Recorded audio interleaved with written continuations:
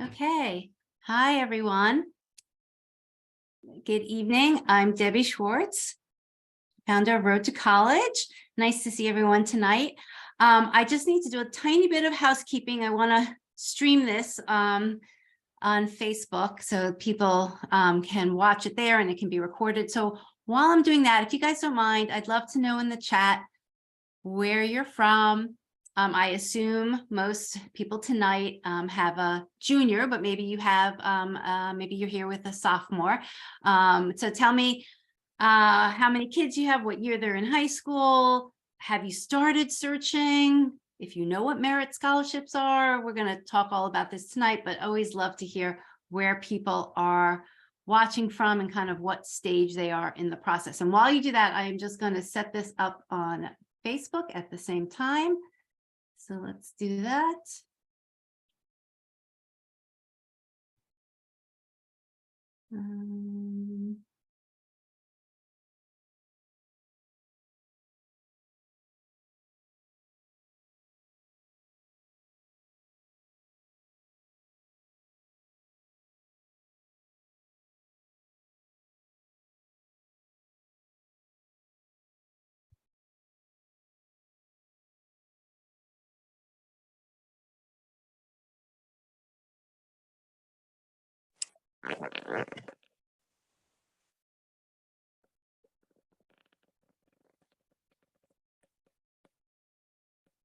Great. So that's going live, and I'm just kind of looking through the chats, and we got lots of juniors all over Virginia, Seattle, Miami, Washington State, twins.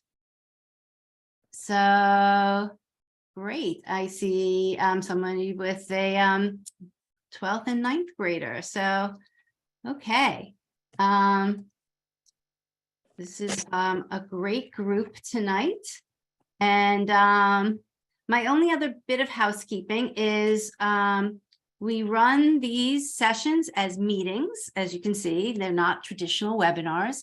So I love it for everybody who doesn't mind putting their video on. It's just nice to not feel like you're talking to like a blank or a dark space out there. So it's nice to see people's faces. Nice to see your names. I definitely get to recognize people's names between coming to events, between sending in questions and seeing everybody post on Facebook.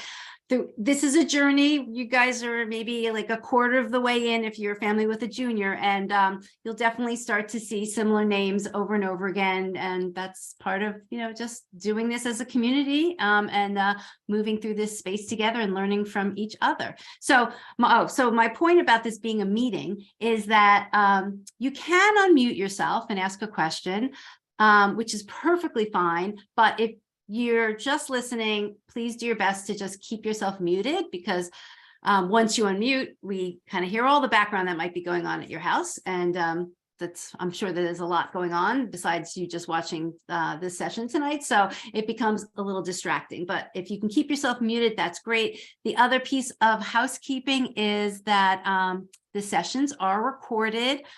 Hopefully you can stay to the end if you want to ask questions, but if you can't, we will send out a link to the recording tomorrow. And obviously, as I just posted this to Facebook, it also streams there. So if you can't find where the recording is, it's always going to be on our Facebook page, which is Road to College.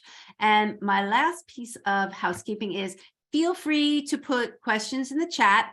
I am the only one here tonight on my end, so I will try and glance over at the questions. I may answer a few while I'm going through the slides, and if not, I will scroll back at the end and look at questions. And then if there's some like really major themes that are coming up, I will usually write them up and send it in a follow-up email with more information. So let's get started. So we'll try and make this as informative, as concise as possible. I tend to sometimes go too long, but that is my goal that I'm working on for 2023 is to shorten it. So I'm going to get going. So tonight we're talking about building a college list. It's going to involve how to find merit scholarships. And I'm also going to show you a tool that we've developed called College Insights and how to use that. So all those things together. Okay, yep, okay. So, oops, sorry, my slides are a little sensitive tonight. We're going to talk about what merit scholarships are. I'm going to talk a little bit about EFC, which might be changing in the fall, but it doesn't matter. It hasn't changed yet. And so that's the information we have to work with today. I'm not going to get into the details of EFC, which is expected family contribution, for those of you who don't know, but it is going to be something important for you to understand as you do your college search. We're going to talk about some tips for building a balanced college list, and then how do we use college insights to help facilitate the research and building a college list faster. So this is just basic information, but I kind of like to start here in terms of how do families pay for college. And maybe did like a hard switch. We were just talking about building a college list, but ultimately at the end of the day, your student needs to go to a college that works for them, and it needs to be a school that somehow you can afford. And that word afford is going to be very different for lots of different families. Some families may have enough in savings to cover it. Some families may make a hard budget and say, we're only going to look for schools that fit this budget that we know that we can pay. Some families are going to be able to use some of their cash flow from current earnings.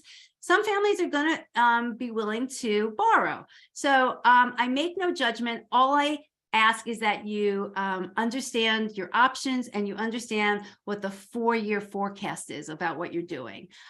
So if we pull this discussion back to how do families pay for money, there's really only 3 major buckets, right, where money is coming from. Either it's a family contribution where you have been able to save. And again, there is no judgment on whether you have or haven't been able to save, because everybody's financial journey to this point has been very different. But either you've been able to save in 529s, or maybe just general savings that you're willing to pull from, or as I said, from a cash flow perspective, you might be able to use some money from your income, or maybe you're going to find ways to reduce your household expenses. But basically, any type of that money is coming from a bucket which we would call family contribution. Then there's free money. And when you don't have enough money from both family contribution and free money, and the cost of the college is still above what you can afford, then you have to borrow money. But in terms of free money, there's 4 main sources.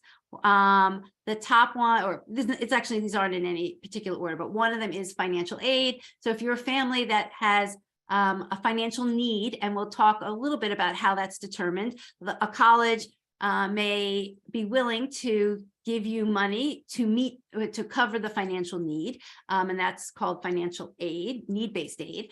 Then there are merit scholarships, which the bulk of families these days, that's kind of where they're getting their source of money from colleges, and we're going to go in detail about what merit scholarships are. But on the most basic level, they're money that colleges are giving to families and students based on the students' achievements. Could be academic, could be test score related, it could be a talent.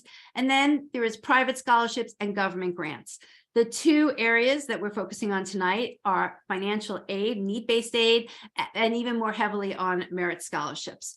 My personal recommendation and suggestion is to really always max out how much money that you can get from a college. And what's so important about figuring out how much money you can get from a college is the colleges your student applies to. So a saying we have is you can't get money from a school your student didn't apply to. So that is among lots of other reasons why the college search process and the list building process is so important.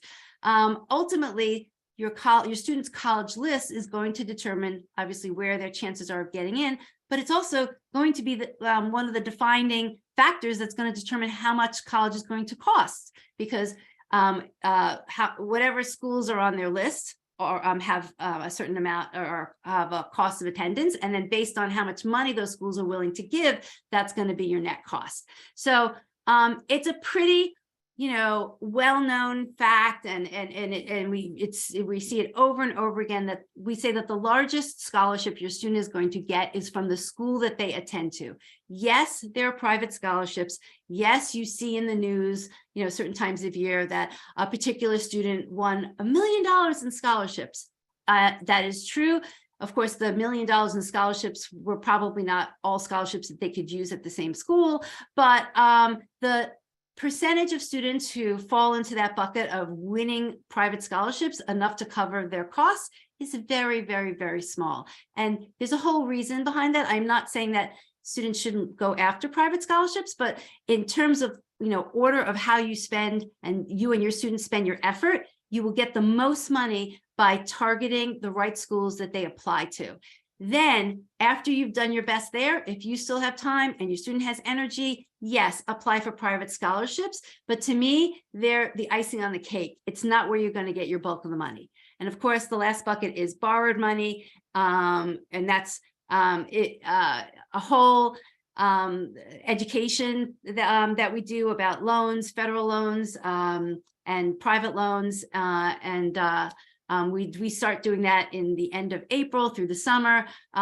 There's, private loans. There's your student can take out private loans. Sorry, government loans. Your student can take out federal loans. Your parents can take out loans in terms of Parent Plus loans. And then there are private loans. But that's like a whole section onto itself. Okay. Sorry. Okay. So I kind of mentioned the college list drives everything. It's going to drive your family's final cost of college. It's going to drive, the chances of where your student's going to be accepted. It's also going to drive, and you're not going to feel this yet, but you'll feel it over the summer. It's going to drive how much work your student's going to need to do, because the number of schools that they apply to is going to determine the essays that they need to do. Yes, there is a common app where there's one main essay, but so many schools these days have supplemental essays, and they could have one, they could have two supplemental essays. Your student could have an extra essay based on the major of that they're applying to, or if they're applying to a school within a college, that school could have an extra essay. Unfortunately, those things add up. So the number of schools your student applies to, their list is going to drive the effort that they're going to need to put into filling out all these essays and applications. Okay, so let's jump right into what is merit aid, merit scholarships. Those might be, different phrases that you hear. They're kind of, they're interchangeable.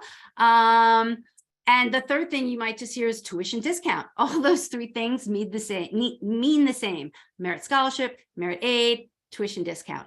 And in its most basic raw form, a merit scholarship is a discount off of the full tuition that the college might have set. And so colleges are using their money to attract a certain type of student that they want at their school for lots of different reasons, to meet different institutional priorities. And they are willing to entice that student with scholarship money. And ultimately, for you as a family, that scholarship money is going to reduce the cost of attending that school. The benefits of merit scholarships are that they tend to be renewable. So what that means is the money that your student is offered in this time period of when they're a high school senior and they get their offers and before they start freshman year, is money that school is going to give to them usually for all 4 years of college. Again, as I mentioned a little bit about private scholarships, that's a big difference. Private scholarships are usually a one and done. They win it, it's over, and they sometimes can't even apply for that same private scholarship the following year. So the whole process of getting private scholarships is something that has to be continual and needs to happen every year. The other thing to know about merit scholarships is that they usually come with some sort of a minimum GPA that a student needs to maintain in order to receive the money year after year. It's not something I would worry about right this minute. It's something I would be aware of. this is something that we talk to families with seniors now as they are getting their offers in, to when they're comparing different offers, they need to pay close attention to what that minimum GPA is that the college might have required. It can be a whole range. Some schools, it just might be a 3.0, might even be below a 3.0, which depending on your student could be pretty easy to maintain. Sometimes a merit scholarship does come with a GPA requirement of 3.5. Colleges might do that for lots of different reasons. They want to keep the caliber of the students high who are receiving the merit scholarships. It might be a way of weeding out a student who might get a merit scholarship the first year but can't maintain the GPA and doesn't receive it, their second year and later. So I'm just planting the seed now that at some point you're going to need to pay attention to that minimum GPA, because the worst thing, in my opinion, is that a student receives a merit scholarship, a family plans on that student receiving that money for 4 years, and then for whatever reason, the not meeting the GPA requirement is a big one. The money isn't there in years 3, 4, and 5, or sorry, not 5. We hope that it doesn't go to 5. In years 2, 3, and 4, and all of a sudden that cost of the college becomes very different than what your family had hoped and planned on. So that's important to look for. And the last point, again, and this is in the recommendation, and this is a different session that we do to help families forecast what the 4 years of college is going to be, is merit scholarships are great. The one caveat is that they don't increase every year as tuition increases. And I've seen a whole range of percentages of what tuition has increased. Obviously, during the pandemic, a lot of colleges were not increasing tuition. There's actually been a whole slew of colleges that are doing what they call a tuition reset, where they're actually really slashing tuition. And then there are colleges, and I'm trying to think, I think it was last year. I don't want to say the wrong name of a college, because I in my head, it's between two colleges. I can't remember which specifically, but there was a college that raised their tuition 9%. That's huge, right? So whether or not a college actually raises the tuition, the likelihood is very high. I always recommend err on the side of being conservative. So factor into your forecast that it will increase more than maybe what it will do.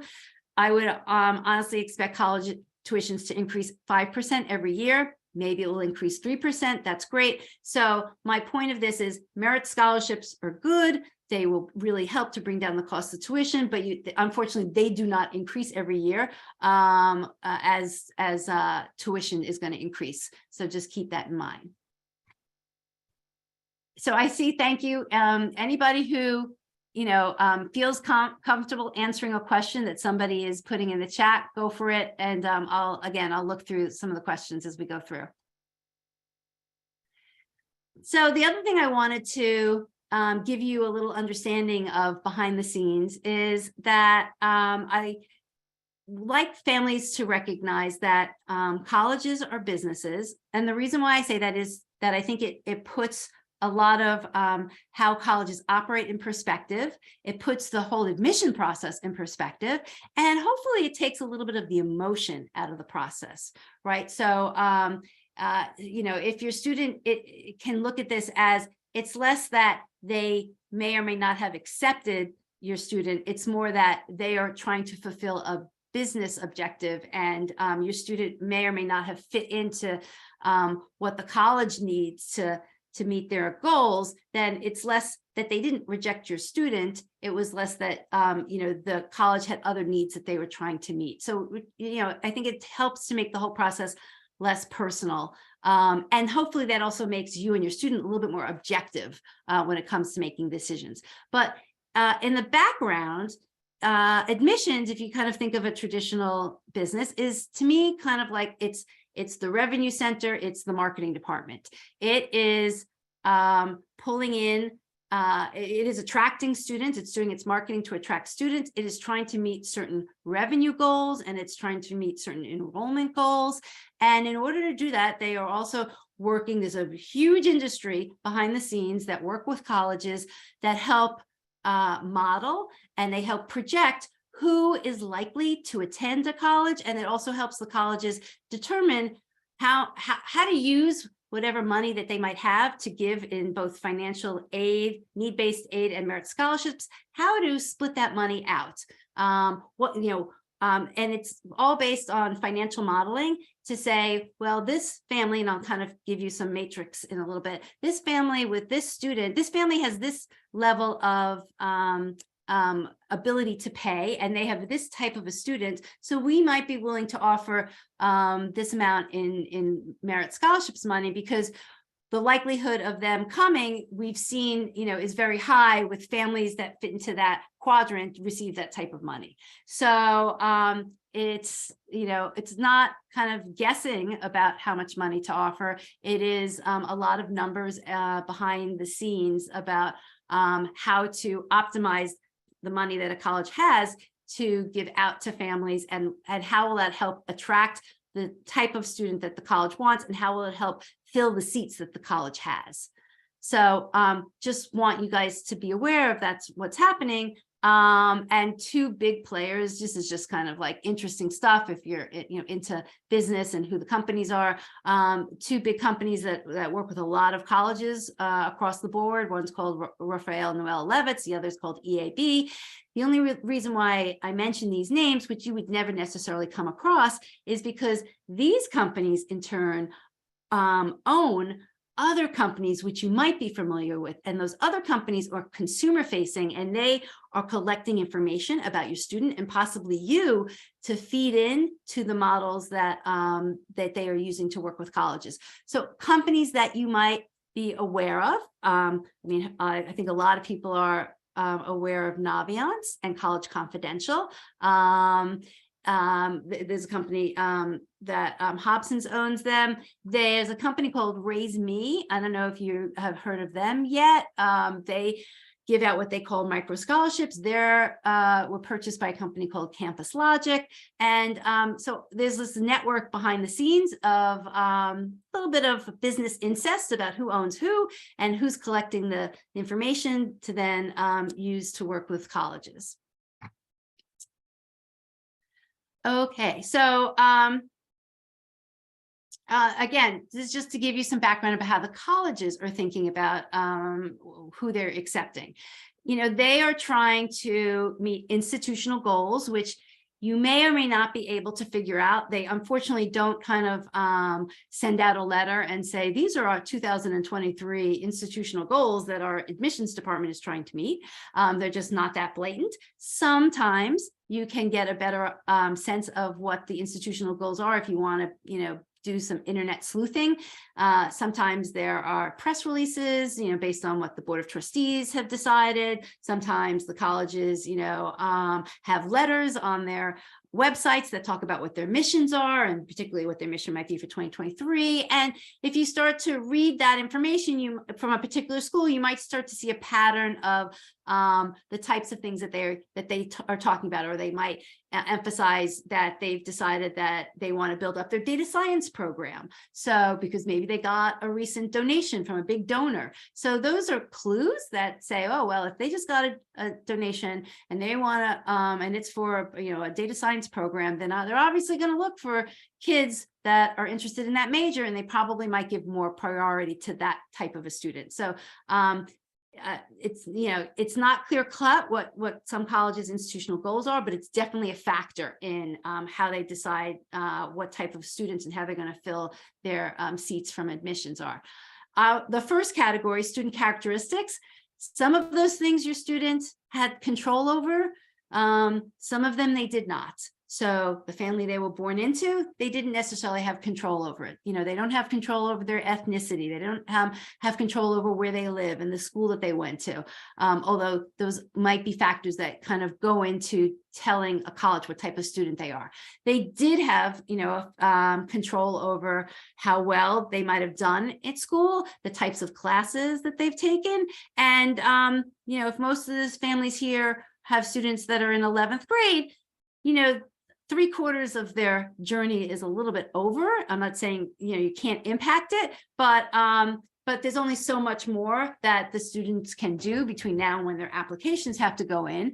But if there's anybody here with a family, with a student in 12th grade, in 10th grade or 9th grade, you can see how these are the things that you and your student have control over. You still have time to mold if that's of interest to you. And it doesn't have to be, but again, it's good to recognize what things are in your control and what things are not in your control. And the last piece is environmental trends.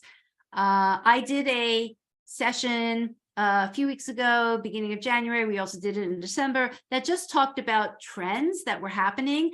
It was related from early admissions, what we were seeing.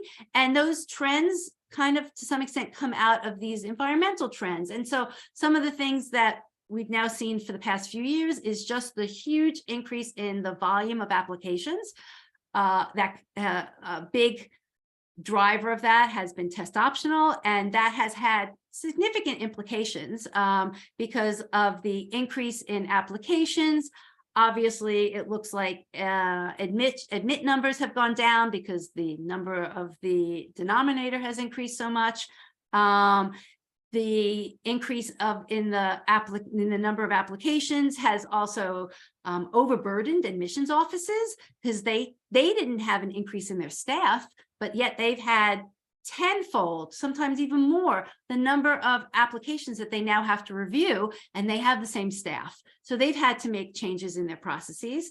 And because of these things, we've also seen, and these are just numbers and facts, that students are applying to more schools, because it's hard now to predict whether or not, even though it looks like on paper a school should be a pretty good match to your student, and your student should have a very high likelihood of getting in, we're seeing a lot of unpredictability. And so because of the unpredictability, understandably, students are applying to more schools to see, to increase their chances. So these are all the things, again, that are unfortunately out of your control, but you should recognize that they're happening in this whole system of college admissions and paying for college. Okay, so getting to the specifics of merit aid or merit scholarships, I like to break this up into 3 categories of merit scholarships. There's automatic, competitive, and talent-based.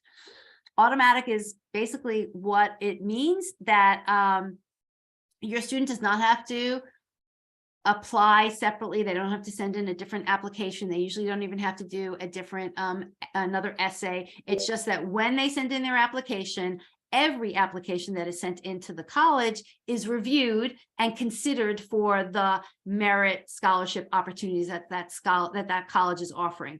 Most likely, these schools that offer automatic merit aid, merit scholarships, usually tend to have a grid or a chart on their website, and to really kind of lay it out and say, students with this GPA are going to receive this level of scholarship, and they'll have different names, like the presidential scholarship, and a student at a different level is going to receive this amount, or a student who has this GPA and is an out-of-state student will receive a certain amount. So it's very clear what bucket your student might fall in, and if they were accepted, how much money they're going to receive.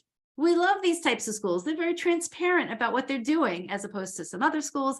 And usually, if you run the net price calculator for these schools, and they ask questions about your students' GPA and your students' potentially test scores, then they're factoring in the merit scholarship money that your student might win into their calculation when you get a net cost back. So I'll actually show you some examples in a little bit, but I think that's pretty self-explanatory what automatic merit scholarships are.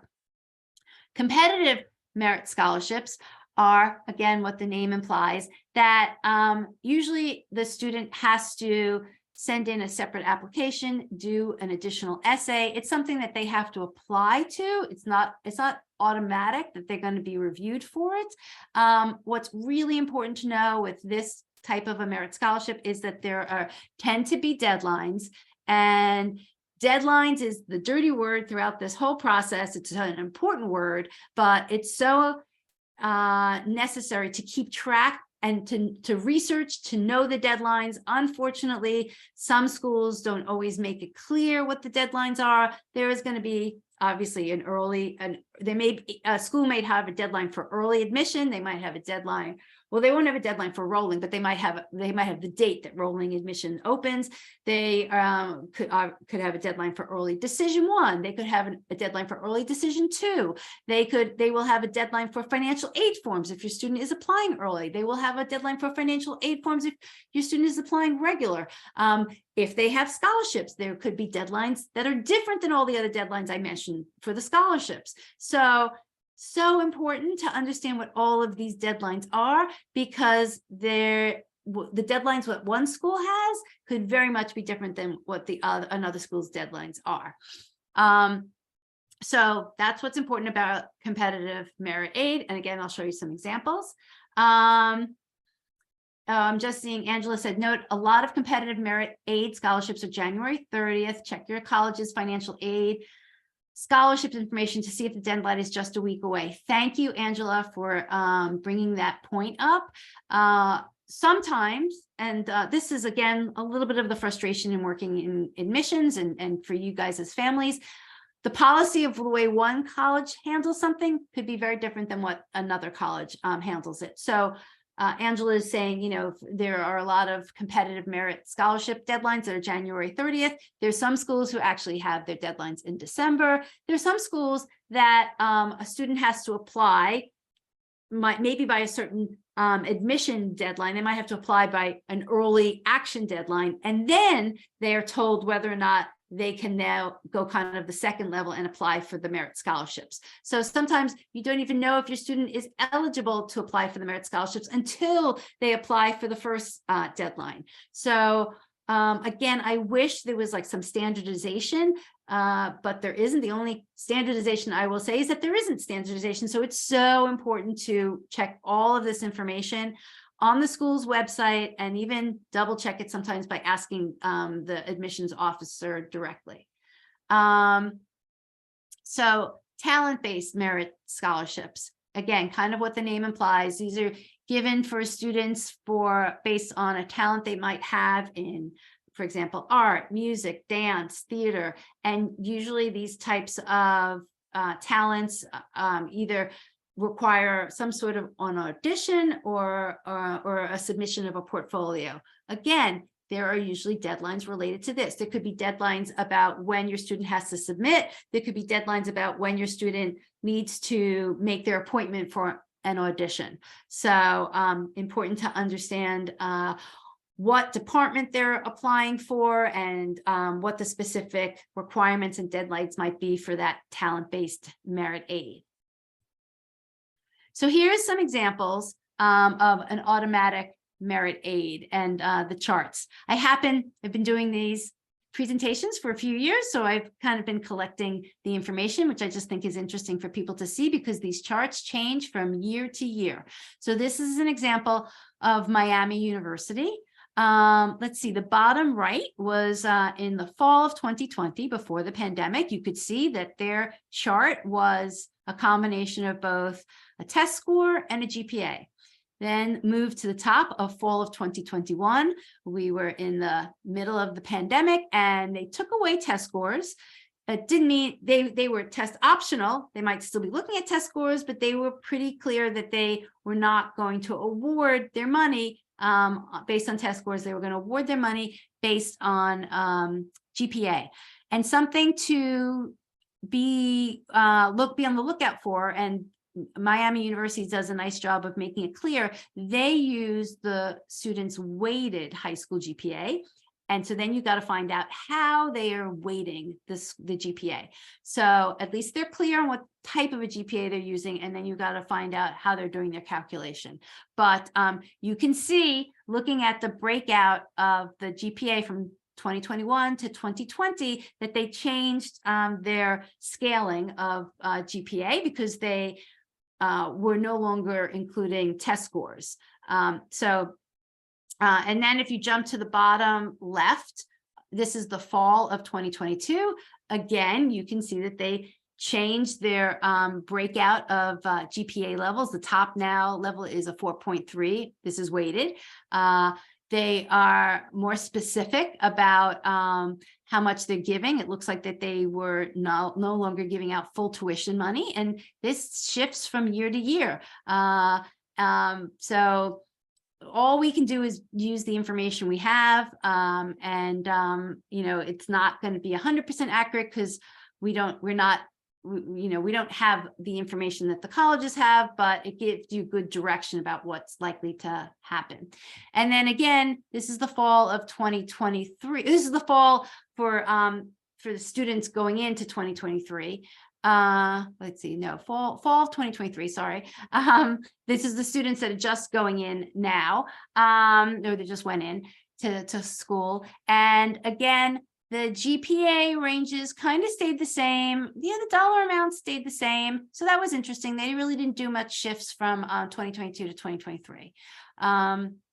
So that's an example of an automatic merit scholarship. Here's an example of a competitive merit scholarship.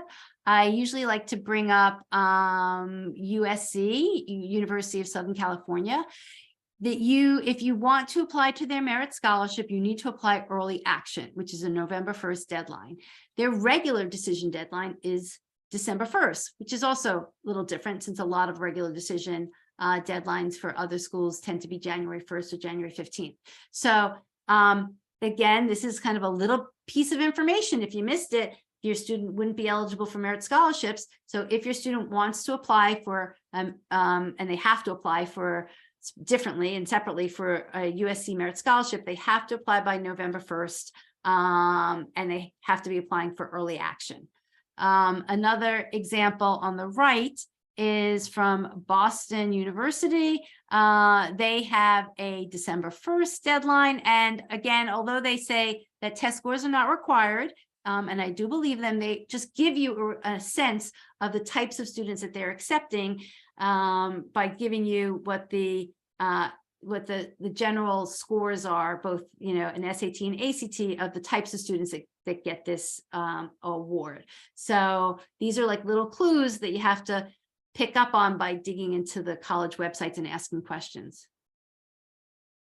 So there's a question, does it apply to international students who are not citizens? Can you be more specific? Does what apply to international students? So if you guys could answer, like, I'm not sure what you're referring to. It's probably something I said earlier, but just I'd be happy to answer it. Just I need more clarification.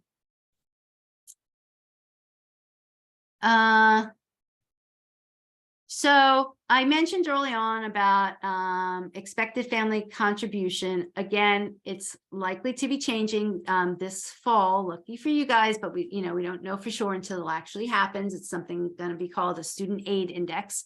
Kind of similar, but might be a slightly different calculation. But generally, today, if you were to do your EFC, there's 4 buckets that EFCs are calculated based on money from the parent's income, from the student's income, from the parent's assets, and the student assets.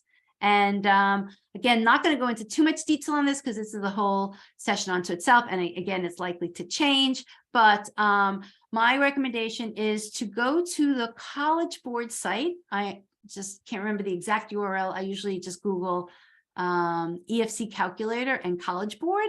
And if you use their calculator, it will give you a sense of what the federal methodology will give you, which is what the FAFSA will produce, and what an institutional methodology of what your EFC is, which might be a slight variation for schools that use the CSS profile. So you'll have an idea of what your EFC is. So let me look. Somebody say, I think they're asking if merit scholarships are available to international students. That's a great question. Thank you for clarifying. Again, I can't give a blanket answer. Sometimes yes, sometimes no. So that's something you would definitely want to clarify with colleges. Some colleges, absolutely, they are giving merit scholarships to all students, whether you're domestic or international. Some colleges do restrict it to just domestic students. So I don't have one answer. You can use the research that we're going to show you to see what colleges in general offer merit scholarships, and then I would very specifically ask the college, call the admissions office, call the, or talk to an admissions officer and just ask, do the same requirements for merit scholarship apply to international students as they do to domestic students? Again, you'll probably get a range of answers.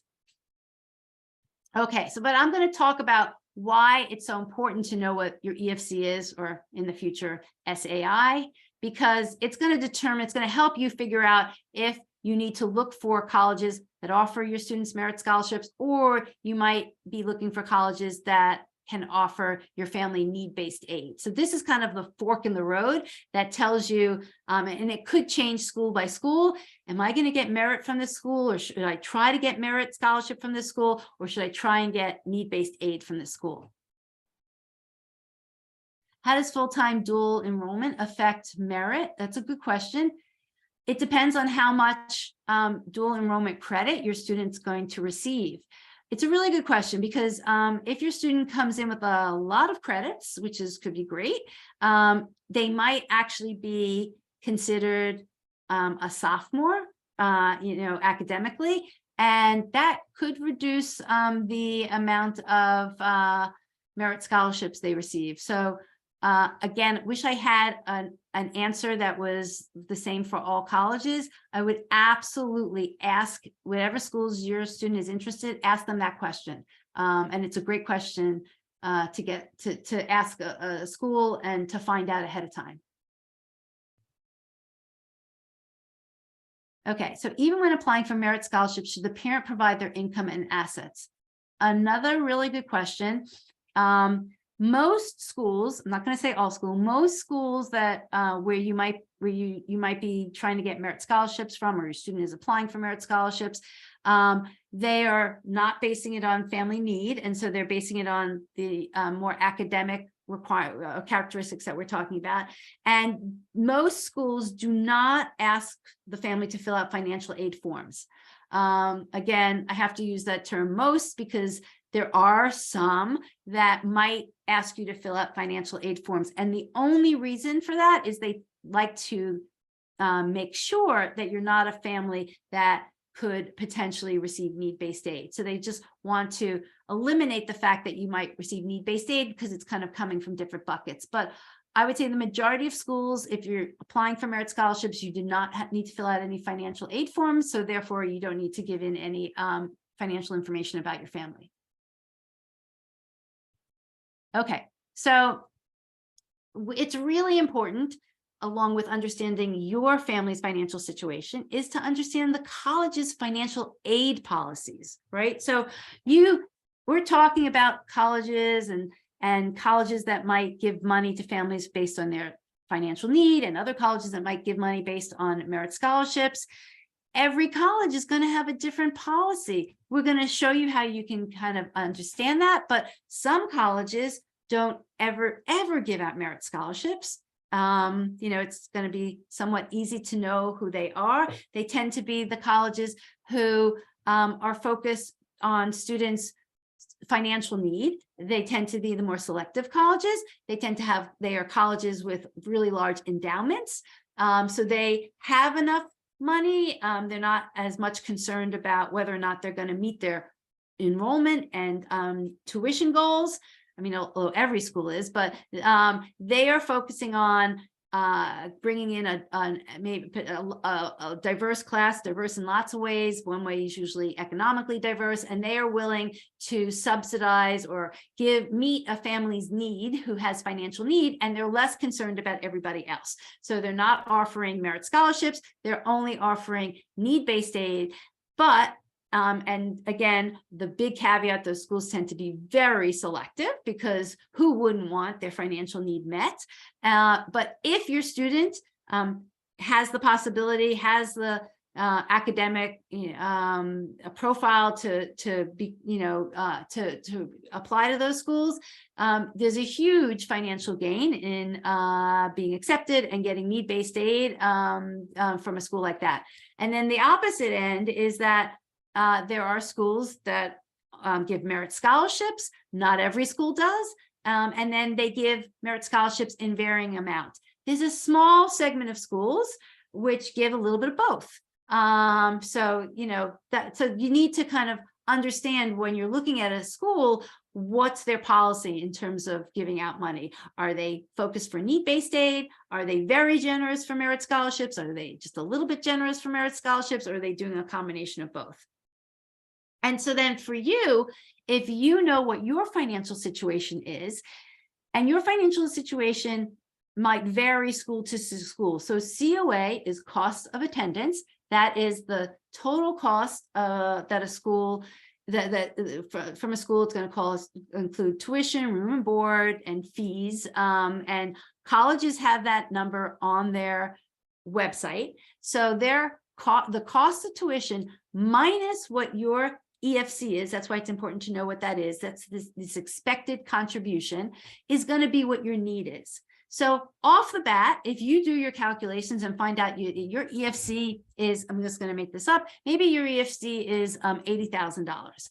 So that means you've only going to potentially have need from a school that has a cost of attendance that's above $80,000, right? And then you're only going to get money from the schools that offer need to those to families. So honestly, if you're in that situation, it's not outrageous that families are in that situation because your EFC is going to be based on your income. Then you're going to want to look for schools with your student that offer merit scholarships, because that's going to be your best way of lowering the cost of college. So in those cases, if your need is negative, right, because your EFC might be larger than the cost of attendance, you want to look for schools that have merit scholarships. Just the opposite, if your EFC is on the smaller side, maybe it's 25,000. A lot of schools, their cost of attendance these days, right, are 40,000, 50,000 and above, as we know. So in that case, for most schools, you're going to actually have financial need. So you might want to seek out the schools that are willing to offer need-based aid, because you're going to be able to demonstrate that you have financial need. So that's why it's so important to understand what your financial situation is and the college's policies in terms of giving out money. Yes, so somebody wrote, all Ivies and many selective schools do not give out merit aid because, again, sit back from a business perspective. And merit aid, one of the terms we use was its tuition discount.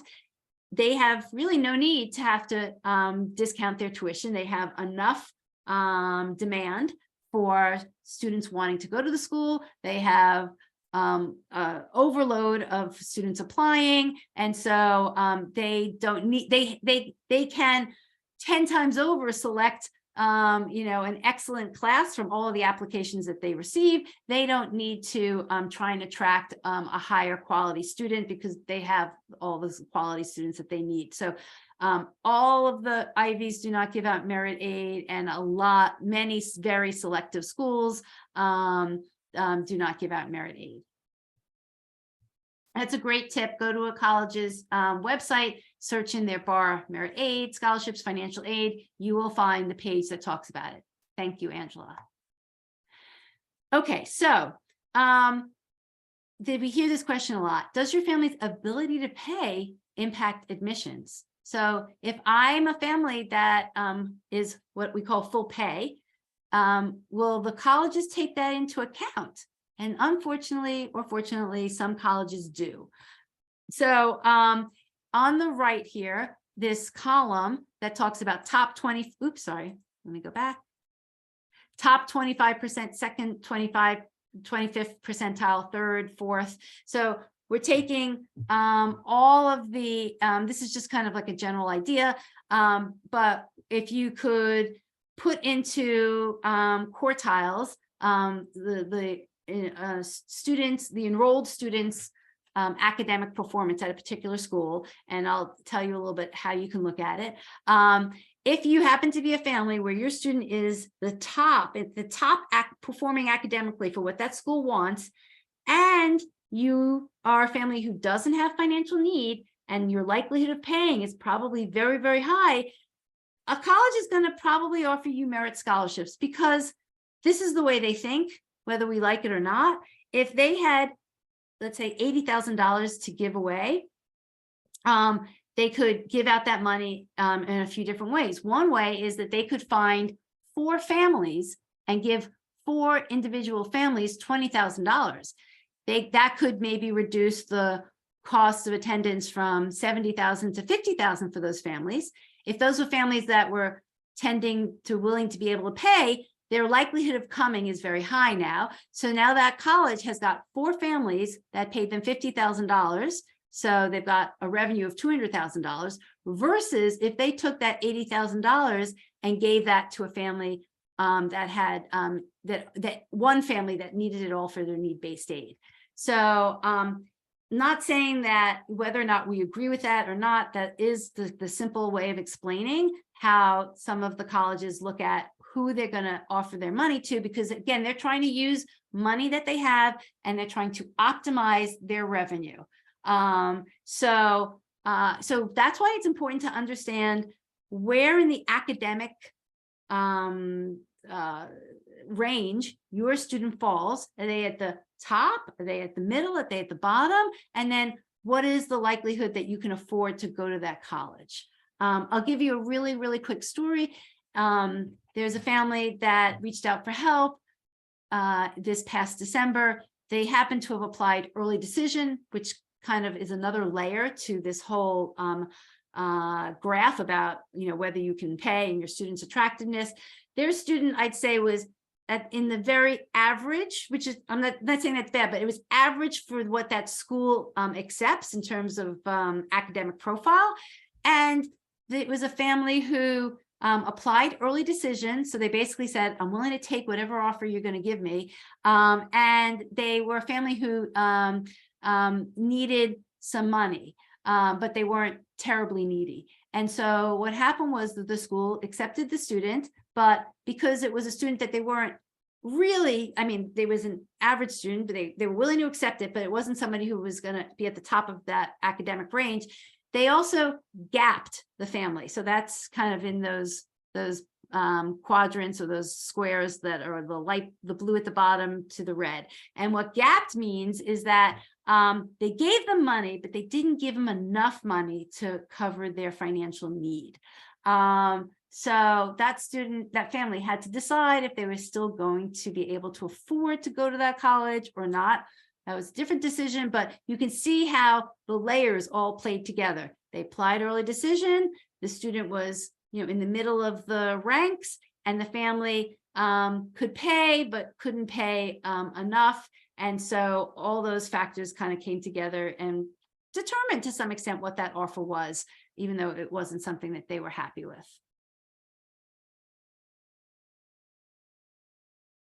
Okay, so here's a story actually from last year about, this is taken directly from the Paying for College 101 Facebook group.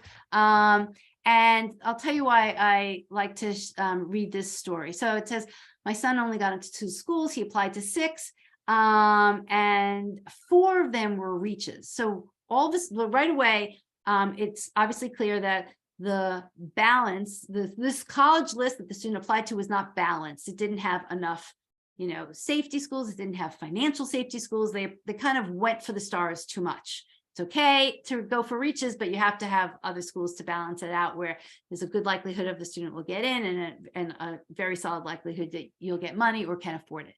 So he applied to 6.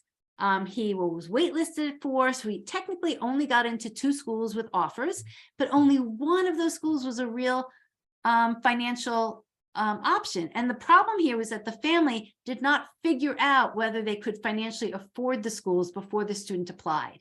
And so now throughout this whole process, they're really down to 1 school where their student can go and they can afford. Of course, it was the other school that the student got into that he wants to go to, but it's a school that they didn't get enough money from. So my point, there's a few different things I like to illustrate with the story. One, it's so important to do the research about the likelihood, there's no guarantees, but the likelihood that your student will receive money from a certain school. You can estimate what your net cost will be. Can you afford that, not just for 1 year, but can you afford the 4 years of your student going there? And you don't want to be in a situation where you only have 1 school to choose from. You want to have options, because lots of reasons, but you want to absolutely have financial options.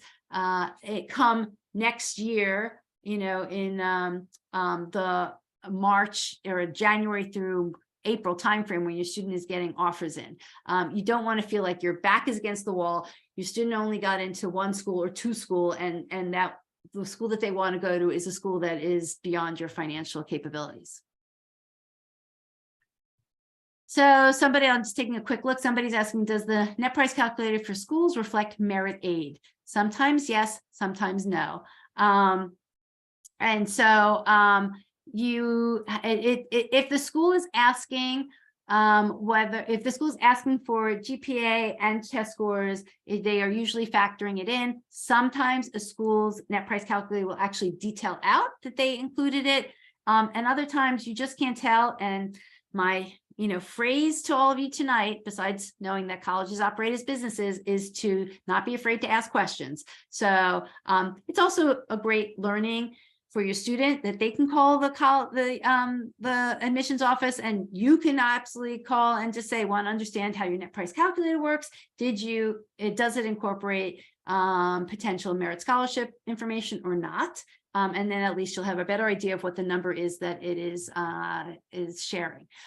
Okay, I'm gonna jump to showing you guys College Insights. And as I show you College Insights, I'm going to talk about some of these tips that I have listed here. So let me switch for a second. And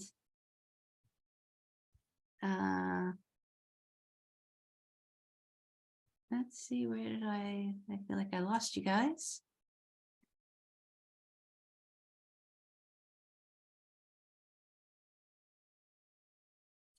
Uh-oh, are people there in Zoom land? Can somebody unmute? I don't know why I lost it on my. We're here. Okay, Yep. thanks. Here. I lost my Zoom bar. Yeah, hold on. Where's the sharing? Gallery now. But you were showing me. Okay, here I am. Woo! Lost it. Okay, let me go and share again.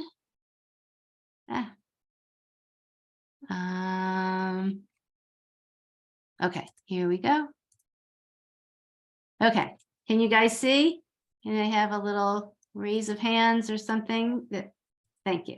Okay. So College Insights is a tool that we created a few years ago, and we are continuing to improve it. We're gonna have some good improvements that are coming out sometime this year. And what College Insights helps is to cut down on the research that you guys have to do.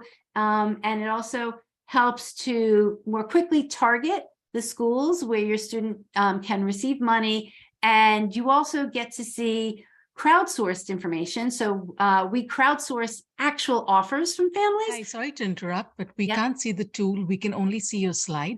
Oh, sorry. Thank you for telling me that. Hold on. I thought I had switched it.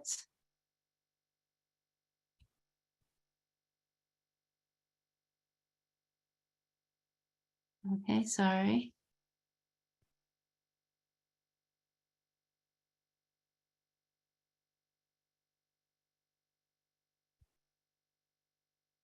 Okay, now, sorry. Okay, now can you see it? Yes, we can see College Insights now. Yes, thank you. No, thank you for letting me know. So I'm going to show you how you use College Insights. I'm going to tell you about the data that is in here, and then you guys can ask questions. So I already obviously have an account. If you've never used it before, you would press Get Started, and through that Get Started site or pages, it's going to ask you your name, what year your student is in high school, and it's going to let you choose 5 colleges to kind of give you a sample look into what the data is that College Insights has. Then, you have the choice. So you get to see all the data for these 5 colleges. That's kind of our free report. And then if you want to sign up for College Insights and see all the data for any school that you want to, you can sign up. And then the first 7 days of that like sign up period is free, another chance to, kind of try it out and decide whether or not you want to stay. So there's kind of these 2 levels of free trials. What a lot of people end up doing, and these are some of the improvements that we're working on this year, is they build their lists using College Insights. So they save different lists, they get to name them. So it kind of becomes your place where you can help build your students list, or you might have mini lists as you figure out and you go on college tours. So that's just a little background. So I'm going to log in.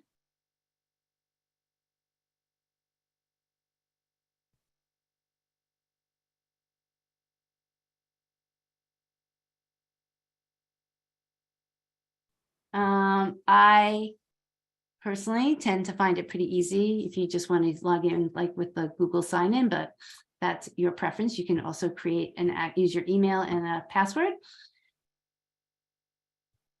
So this actually just brought up schools that I was looking at, but let me, I'm going to bring up the whole database of schools.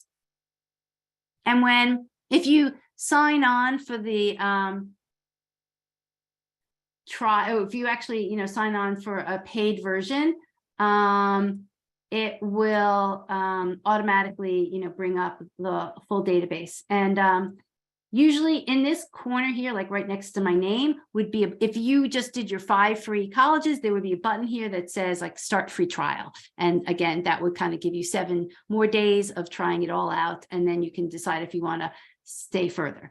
So there's different ways you can search. This top section, search by list, these are once you've created lists. But your 5 initial colleges, we create what we call a trial college list. So whatever whatever those 5 schools are, they're automatically going to be put into this trial college list. And then as you create other lists, like I have favorites, I was working with somebody called Ethan. This is Ethan's list, colleges to consider, schools in New England with merit. You can create any names of colleges that you want, and then go back to them later on and pull them up and add and delete to them. So when you start creating lists, this is where you can come back and go back to a specific list that you want to look at.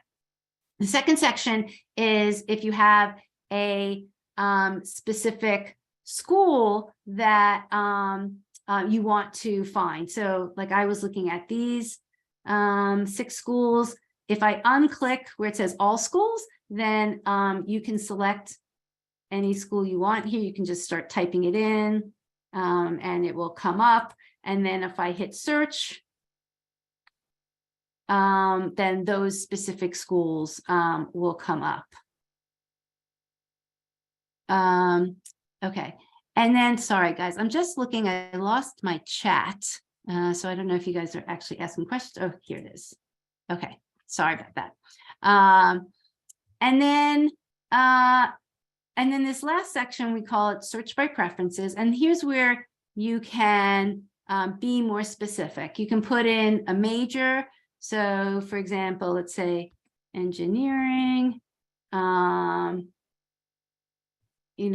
maybe I wanted to pick chemical engineering. I could pick a few majors. I could pick region. You can pick regions based on how the government puts colleges together. This is just their grouping of Far West, Great Lakes, Mideast. So I could pick it by that. Or I could pick specific states. So if I wanted, California and Florida and North Carolina, I could do that. So I'm just going to leave that blank for now. You could pick size.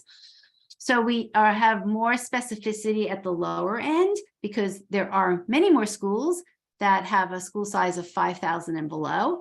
And then when you get up to 10,000 and above, there's fewer schools. So we didn't break that out as so finely, but you can pick school size. And then here is where you can pick by test score or an unweighted GPA. So if you picked ACT, then you can pick a range of, let's say, 30 to 32. and oops, it's jumping around. And you could say, show me all those schools where that 30 to 32 is in the average for what the school shares, or show me the where a 30 to 32 is in the top range, or that 75th percentile, or another way of saying it, that top 25%. So if I'm a family who's looking for merit, I want to find the schools where my students' score range or GP or unweighted GPA is going to be in that 75th percentile or the top, quartile, because that's the high end of the academic range that school is looking for. So let's just see what comes up. There's a whole discussion today on the Paying for College 101 group. I don't know if anybody saw it. The discussion was about this phrase that actually Jeff Salingo has kind of used to encourage, to basically said, cast a wide net. And people had different interpretations about it. I've always viewed this idea of casting a wide net is kind of at the top of your search. So if you put too many parameters in right now, you're going to get a small set of results back. And you might have missed a school that, was in Maryland because your students said, I don't want to go to Maryland, but maybe you might want to consider Maryland, but you didn't have it on the list because you were so specific that they only wanted to go to certain states. So to me, casting the wide net is about at the start of research. Don't put too many criteria, and particularly if you're a family that is looking for merit scholarships, I would recommend, honestly, unless you have a really, really strong specific major, I might not even put in major, right? Because so many schools, first of all, your kid's going to change their major potentially. You might just want to see what are the schools where, based on my students' academic profile, are schools likely to offer them merit scholarship money. So sometimes I just do a search just based at the start on the students. In this case, it's an ACT, and I'll say, show me the schools where that ACT range is in the top 75th percentile. And so it's gonna come back with a list. Okay, and I don't know, there's probably here about 50 or so. And let me just show you what the data is that is here. So these schools honestly come back in alphabetical order, and then you can sort any of these columns. If I'm looking for schools that offer merit scholarships, I'm going to jump to the merit scholarship category to talk about that first, because that's a lot of people are interested in. So if I skipped here to merit scholarships, I've got 5 important columns to understand. The first one is called freshmen without need. It's a percentage. So what this is telling me is of the students that attend this college, let's use American University because it's the third one down and a lot of people probably are familiar with it. So the number of freshmen who are at American University who don't have any need, right? Go back to that formula of cost of attendance minus EFC, what's your need, is 56%. So 56% of the students that go there their family had an EFC that was above the cost of attendance of that school. So those were potentially families that could pay or were going to ask to be paid full price. And then how many of the freshmen without need actually receive merit scholarships? So 46%. So a little less than half of the students who didn't have any financial need actually were offered merit scholarship money. The average merit scholarship money was $13,000. And then these other 2 categories here is if you click on this link, it will bring you to the page at the school's website that gives you all the details about the merit scholarships. And if the school offers full tuition or full ride scholarship, then this page, again, brings you to the page on the website that has all the details about the merit scholarship. So this is just to kind of save you time. So the other thing I would look at is the next column over, which is compare offers. So if you click here, you'll be able to see the crowdsourced information of families with, these are actual offers that families gave or families shared of their students getting offers from American University. Right now, it goes back 3 years. Actually, in an upcoming version of College Insights, it's going to go back all the years we have data for a school. So, so last year, which the school year for the students, 2022, 2023, meaning those students, started this past fall, and these were the offers that those students received. So there were 48 offers that families shared. You get a sense, you can look at, I would honestly jump to what your EFC range is, and probably towards the back here, anybody who has an EFC of 60,000 or above is not going to get any need-based money from American. And then you want to see, okay, well, what type of merit did the students get? I can see at a quick glance, a lot of them, got in that 20,000 range.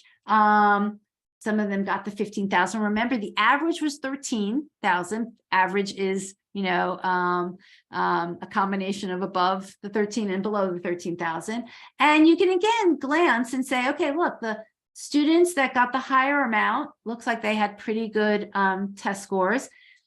If in this crowdsourced information, if a student submitted their application with a test score, then it's shared here. We have a lot of, we also give people the ability to tell us, my student took a test, but they only shared their test score with college A, but they didn't share it with college B. So if that was the case, then this student, let's say this student from Massachusetts might have taken the test, but if they didn't share that information with American, then that test score wouldn't show up here. So if you look down at this student from Illinois, they submitted their application to American, they got in, they received $15,000, they had a 3.9 GPA, but they didn't submit their test scores to American.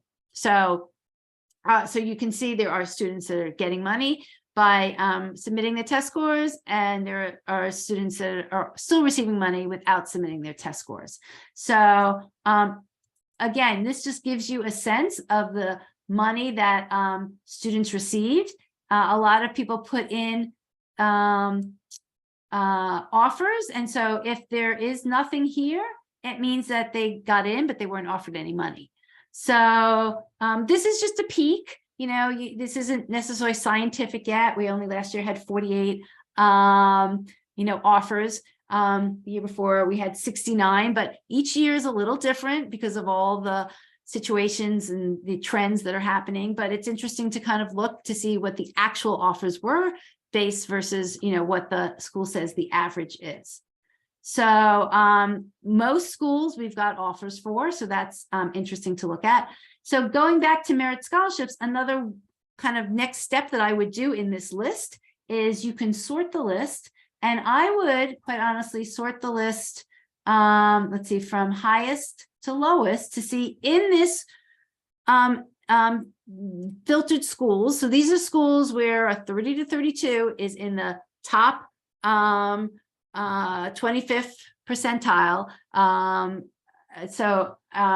That which of these schools gives the most merit scholarship. So there's Trinity College. It gives a lot of money, but look at the column next to it. They're only giving, so their average is 58,000 in merit scholarships, but they're only giving it to 2% of the students who don't have need. So it looks generous, but a very small number of students are actually getting merit scholarships. But go to the next one, Clarkson. Clarkson gives 35,000, and they give it to 90% of the students who don't have need. So if your student applies there, they're in the top 75th percentile. It's a pretty high likelihood that they're going to get money. And then what I do is I kind of also, you can see these two columns over here, in-state cost of attendance, out-of-state cost of attendance. For example, Clarkson, I would then, for an estimate, you could take the cost of attendance, which in this case, it's the same because it's a private college, and take the 73,000 subtract the 35,000, and that is an estimate of what your net costs would be if your student got merit scholarships. That's how you can start to estimate what that costs, what that school's going to cost you if your student gets merit scholarships. So that's kind of like the start of how I would start searching, particularly if you were a family that needed merit. And then you can jump around and say, let's look at the academic stats of these schools.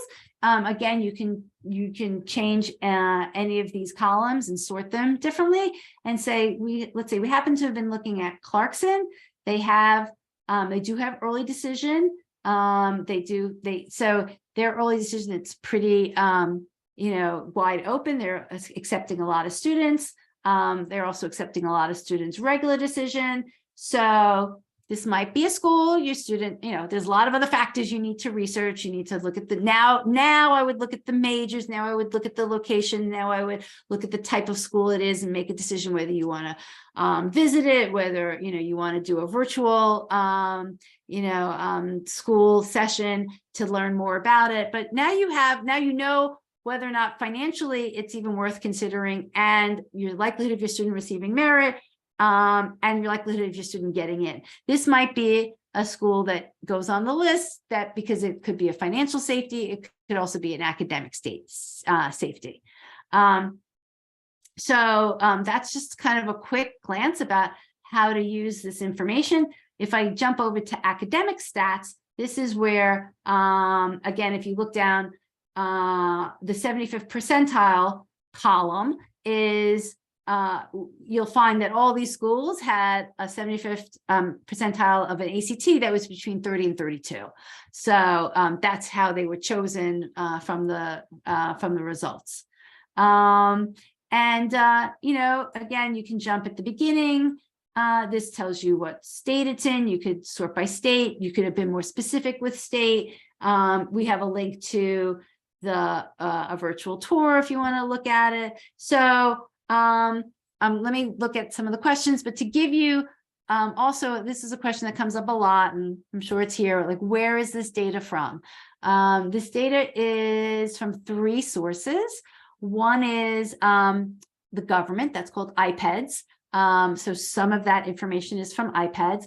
A bulk of this information is from the Common Data Set. It is actually licensed through a company called Peterson's, and Peterson's is one of the major compilers of Common Data Set information. There's really 3 sources of where you can get, well, there's 4 sources of where you can get the Common Data Set. One is you go directly to the college's website, but then you're searching college by college to see what their Common Data Set is, and you'd have to basically type in the name of the college and the words Common Data Set, and you can get it. You can get all the information, but you got to go school by school, and you're not able to do what I call a reverse lookup, where you can kind of do the searching that we just did, because you don't have all the information at your fingertips. You're going school by school. The College Board, Peterson's, and U.S. News and World Reports are the 3 companies that control the Common Data Set. They compile all of that information, and then Peterson's in particular license it back out. So that is the bulk of this information is coming from the Common Data Set.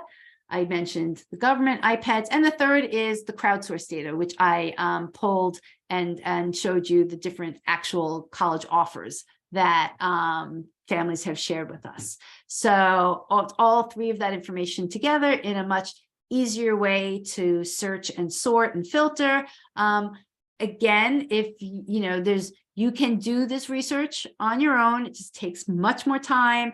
You don't have it in a place where you can make easier comparisons, but it's something that you can do on your own. We have just very much,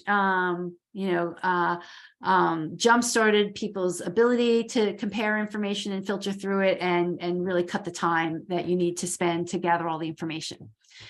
So let me go back to see. And then the last thing is, as I mentioned, you can try this out with your 5 schools, and then you can do a free trial where the 7 days are free. And then after that, it is a monthly fee of $24.99. You'll get an email probably tomorrow with the recording. We're actually including a little special right now, is that we have a level called College Insights Plus, and that actually includes a host of videos that we have done over the past 3 years of every different aspect of the college admissions process. And so you will get access to those videos along with College Insights for like the next week if you decide to try it out. So there is a question of, can we download these reports from College Insights? As of right now, you cannot. We just don't have that capability. But it is something this year in 2023 we'll be coming out with. So we don't have it now, but we will soon. But even honestly, when we come out with it, you'll be able to download it. We can't let you download everything because that would be like downloading all the data, but we'll be able to like let you download a certain number of columns and a certain number of reports. Because we do know that sometimes people want to kind of use this in other platforms and add notes to it, although you'll be able to do that here too soon. There'll be some version of being able to download it, but right this minute, you cannot. So somebody asked a question, why are some renewable and others are not? I think you're referring to the crowdsourced offers. I don't know which specifically you were looking at, but sometimes if people are putting in about need-based aid isn't renewable because every year you have to submit your financial aid forms and the college has to decide how much aid you're going to get. So if somebody shared information about a need-based offer, that is not something that is automatically renewed. That might have been the case. Sometimes, honestly, people make mistakes in what they check off. That could be another possibility. But generally, most merit scholarships are renewable. So in seeking merit aid, what is the guideline for submitting an SAT score for a college, 75th percentile or better? I would say, I would maybe phrase that a little differently. I would say if you're seeking aid, I would make sure that the schools that your student is applying to, the SAT score is at the 75th percentile or above.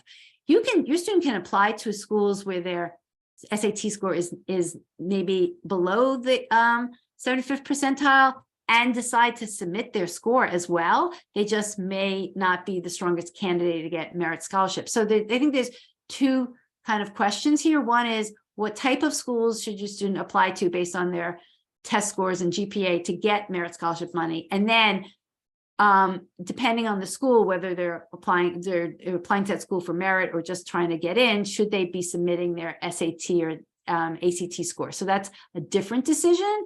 But if they're in the 75th percentile because they're applying for merit, I would definitely send in your test scores.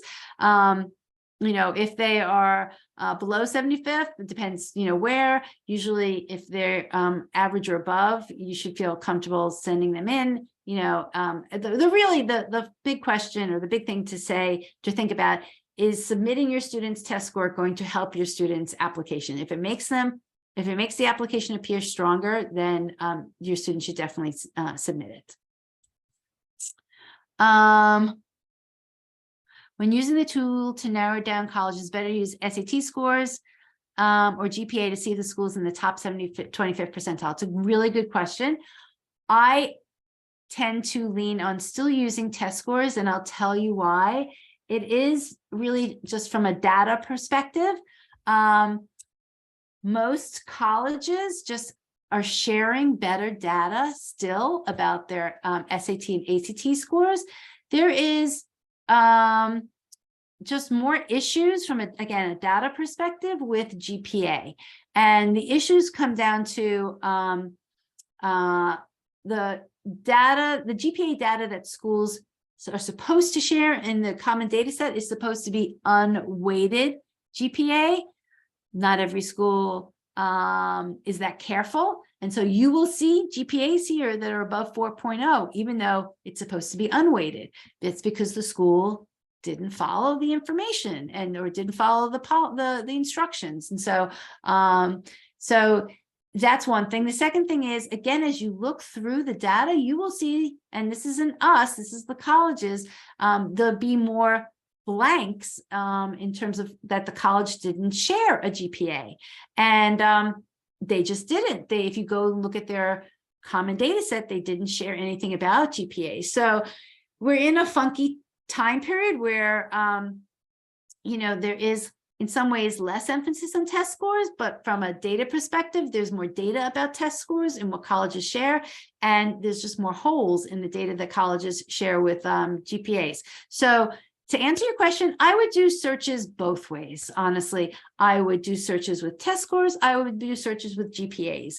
Just know that some colleges might not show up because they don't even have a GPA, but most schools are sharing their test scores.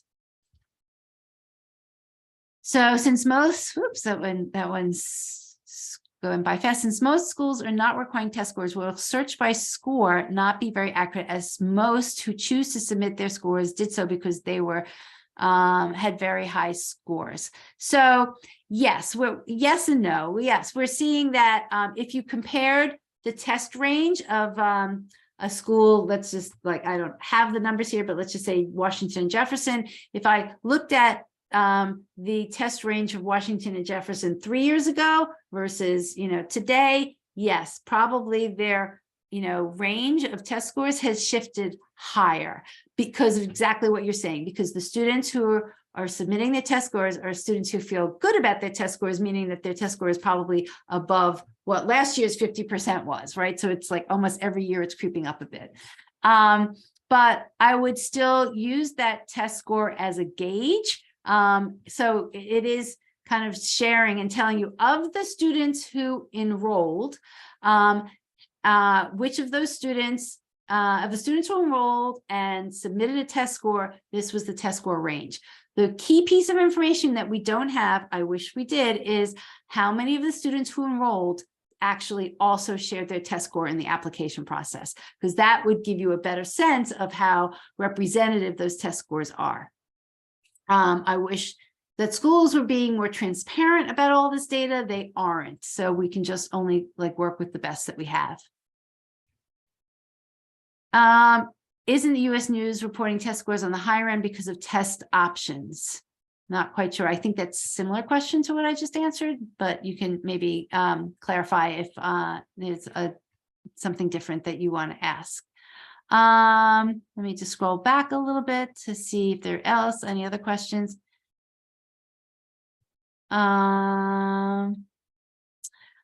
These actually are US based schools. We don't have Canadian schools in there, but that's a really good request, and we should probably work on it this year to include Canadian schools.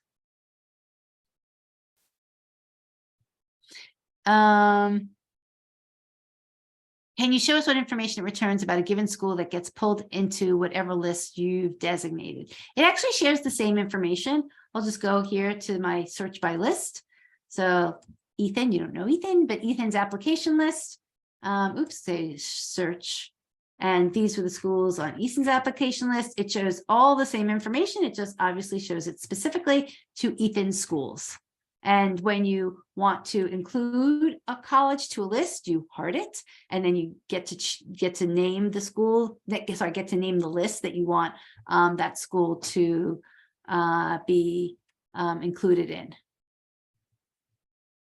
Okay, so it's 10 o'clock. I will sift through these comments to see if some other questions that I can answer in an email that I can send out later this week. But I hope that this was helpful. My biggest encouragement to all you guys, first of all, I applaud you that you're here. This is the end of January of your students junior year of college, this is the time to get started. I know some people were annoyed when I tried to emphasize that in some emails we sent out, but the earlier you start just with anything in life, the more time you have to process the information. This is a journey. There will be ups and downs. You are not going to complete your students list in one weekend. You are not going to complete it in 1 month. It's going to take several months of schools coming on, coming off. One school staying on for a very long time, and maybe at the end, your student decides, no, I'm not sure I even want to apply there anymore. Or they might apply and might not be as excited when they get in. So it evolves, and better to start searching now, particularly to make sure that you understand the deadlines.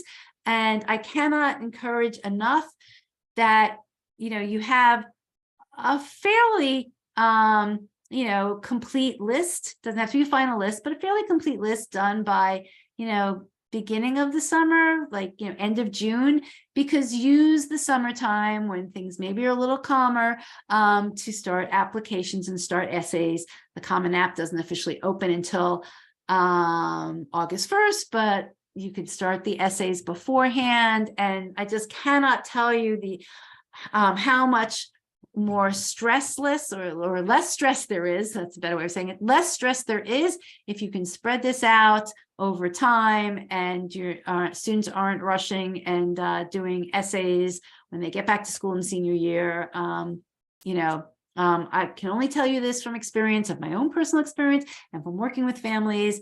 Hopefully you will learn from families before you, but it is your own journey. So I just wish everybody the best of luck. Okay, I do this presentation several times. There's lots of opportunity to ask for questions. Hopefully you'll give College Insights a try. It will just jumpstart all the work you need to do. And we will give you updates about new features that are coming in the next few months. We'll probably do more live sessions to share those new features. And when I should say that data is updated, I would love to update it as soon as possible. I don't get new data until the summertime. That's just when Peterson's compiles all of the newest common data sets and then shares it back out. So, will there be lots of major changes? Yes, there'll be changes, but I actually tend to say is that relative things stay the same. So if one school is giving merit, they're tending to still give merit. Maybe their average might have gone up or down, but we won't necessarily know that. But the interesting thing is that you can see real offers right now. So you can go to a school and see offers that students are getting as we speak. Those are the actual numbers that they're sharing, and there will be even more between now and April 1st or into April as more acceptances come through. Okay, everyone, good night, and thanks for being here. Hopefully this was helpful.